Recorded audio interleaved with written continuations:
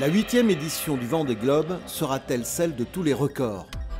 Plus d'1 million de visiteurs ont foulé les pontons depuis l'ouverture du village il y a 3 semaines. 350 000 personnes sont attendues pour le départ. 1100 journalistes ont été accrédités représentant 22 nationalités différentes. 195 bénévoles en veste rouge ont filtré public et professionnel, toujours avec le sourire. 7003 précieux sésames ont été distribués.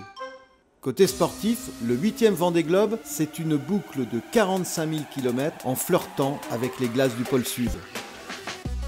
29 skippers prendront le départ, 10 nationalités différentes et pour la première fois, un Japonais, un Néo-Zélandais, un Néerlandais et un Irlandais. Pour 14 d'entre eux, ce sera leur première participation. 43 ans séparent le plus jeune skipper Alan Roura, 23 ans, du plus ancien Rich Wilson, 66 ans. 7 bateaux de nouvelle génération sont équipés de foils. 78 jours, 2 heures et 16 minutes, c'est le record à battre, détenu par François Gabard il y a 4 ans. Il n'y a aucune raison qu'il ne soit pas battu finalement. Les bateaux progressent, les marins progressent. Et en plus là, aujourd'hui on est à J-1, 24 heures du départ.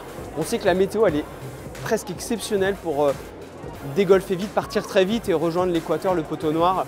On a une première semaine de course qui est hyper rapide, donc on ne sait pas évidemment ce qui va se passer pour les 50-60 autres jours.